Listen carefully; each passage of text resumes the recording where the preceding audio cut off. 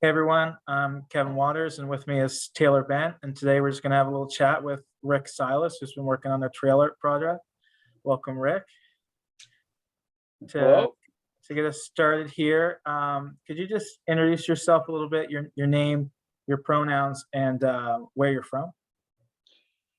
Uh, Rick Silas. I'm a glass sculptor. Been working for a little over 40 years in glass, and about 10 years before that in wood mostly. Mhm. Um, I'm living in just outside of Lunenburg for the last 4 years, and really enjoying it. In a bit of a retirement mode, as it were. But I still do like taking on certain projects, and this one looked really fun. Yeah. Awesome. So, did you study anywhere for your art, or are you self-taught? No, I studied formally for 5 years. I studied in. Originally, I come from a quick synopsis. I come from a large family, so I quit school when I was 13 years of age. Took a job delivering beer on a bicycle. Just survive kind of thing.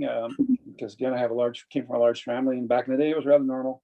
Anyway, make a long story short, after about 10 years of that, I said enough. I went back to school at nights, myself through high school, finished high school, then I got into college in Montreal at nights, and then switched to a daytime program. And then I ended up doing 5 years of fine art study. Nice. And I've been a professional artist now for 40 years. Awesome. And I'm proud of the fact too, something I've really tried to do. I've accomplished some big things. Mhm. I must admit, in Calgary, there's an arts complex called the Point of Art Studios, which will be in its 30th year next year. And myself and my wife founded that again, Oh, almost awesome. 30 years ago. And it's the biggest arts complex in all of Western Canada. And we built that, and it to this day still runs with no government funding, totally self-sufficient. And that's Awesome. something I've always taken pride in, as I've earned my living as a commissioned sculptor for 40 years, with no grants or anything, just constantly doing one project after another, much like I did with you guys. That's so cool. So this is very Thanks for sharing. so you talked a bit about it there. So you're not originally from Nova Scotia. Could you give us a bit of your path before you got here? My dad's family basically they go way back, 17th century Maritimes. My dad's from Dalhousie, New Brunswick. So there is a bit of family history, the Maritimes for me. But I was raised 25 years in Montreal, then I did 25 years in Calgary, and 15 years out in Victoria, and then moved here just over 4 years ago.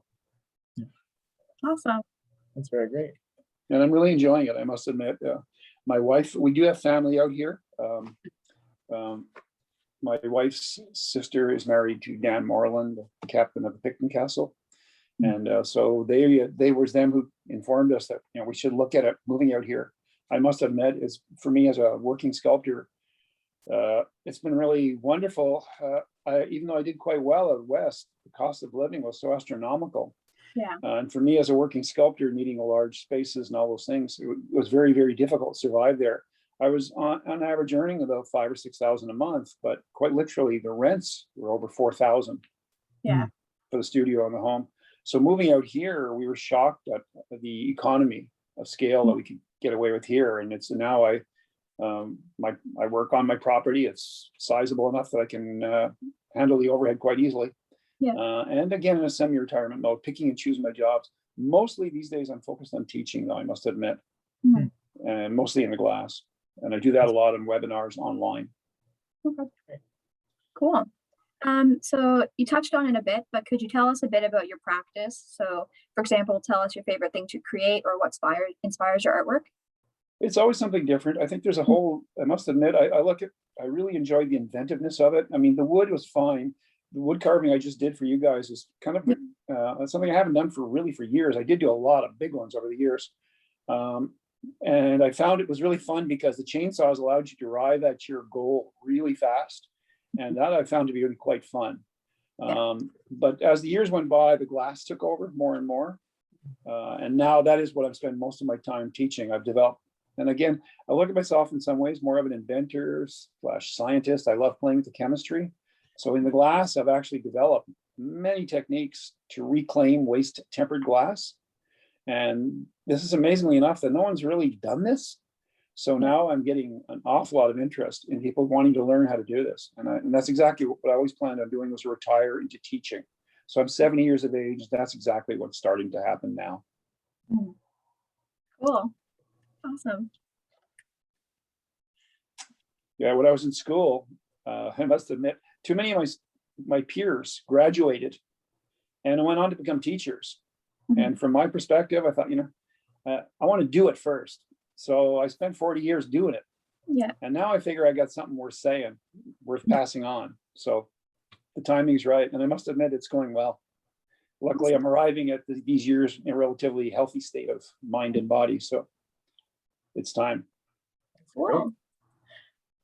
You just touched on it there a bit again, but I'd love to hear more about your teaching practice, like what you do with that.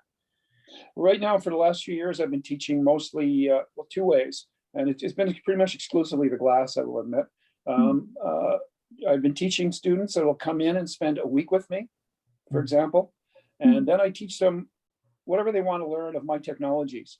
The last student I had, and a lot of my students have been retired baby boomers, which is what I expected. The last one was a retired US Army doctor, and he came up, spent a week with me.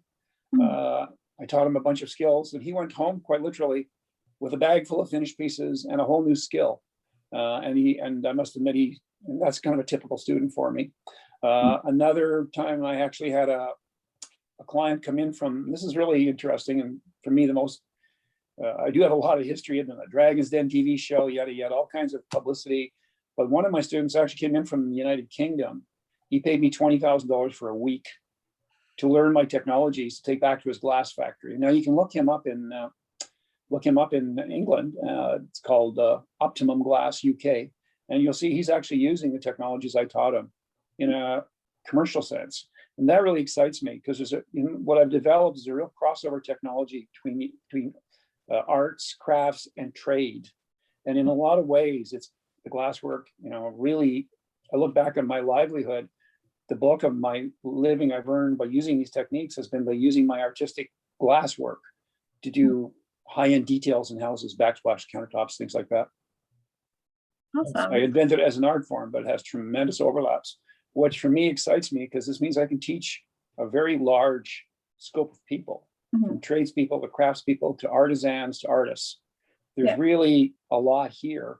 And there's no heater machines used. So when people learn how to do this, and tempered plate has no way to be recycled. So really, there's very little startup cost for an artist to go out and do this. And honestly, you don't even have to know how to draw. Honestly, some of these techniques, like the etchings and whatnot, my attitude is, well, you can't draw, you can sure as hell trace, it's glass. Yeah. Awesome. So now let's switch over to the trailer project a bit. Yeah, okay. So what materials did you use for this project? Well, that was fun. Again, I specialize most in my claiming materials. When I was hungry, and generally what people's beautiful red cedar.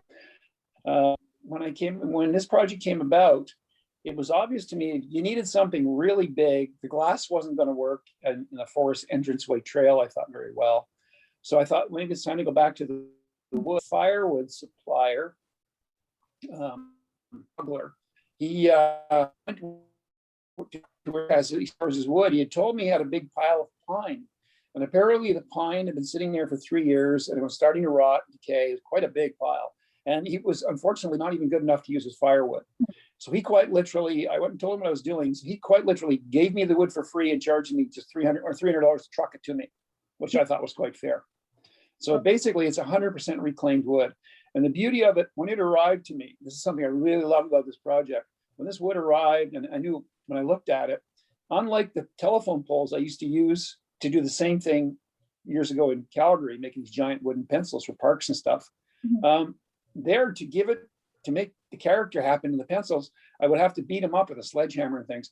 The beauty of this wood was it was already beat up, worn out, had rotten parts. So basically, it looked like a chewed up pencil already. All I had to do was add the details. But now the real nice thing is that not only is it reclaimed, and even the paints are reclaimed, they're leftover colors from all my painting. So it's 100% reclaimed. but the real beauty, and I've got them sitting on the grounds that are kind of off the ground. They're all locked together with giant spikes that I quite literally recycled from my own deck. My deck came with a wrought iron railing. I didn't remove the railing. I simply removed all the wrought iron bars and replaced everything with etched glass. And now those bars are perfect to make giant spiral spikes. So I drilled holes in the pencils and then hammered them with a 5-pound sledgehammer. So it's really quite an indestructible piece. And the real beauty of the idea is that I want this to decay in like an architectural room. So the idea is over the next, I don't know, how many, it probably lasts for 50, 60 years sitting there. But it'll constantly decay slowly and become almost like some kind of weird architectural room. And I think as the years go by, it'll become even more interesting in that respect. And that made sense for, something you'd find in a forest trail. So, fun commission, by the way, and my hat's off to the town for doing this. To hire 7 sculptors to do, 7 of us are doing this. Yeah, that it was amazing, and I'm really looking forward to the results of this. I've been involved in towns that have done this before over the years, and it's always had such a positive effect.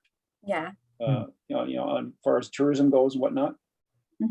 Yeah, we're super excited for the feedback from the trail users once they get to see all the pieces as they're going about. I think that'll be really cool to get their input on what it adds to the trail. I think that'll be great. Well, it really is going to be a fun thing to do selfies on. That, again, that's the objective. It's so absurd that people are going to sit on it and do selfies. And again, that's part of why you do these things. Yeah.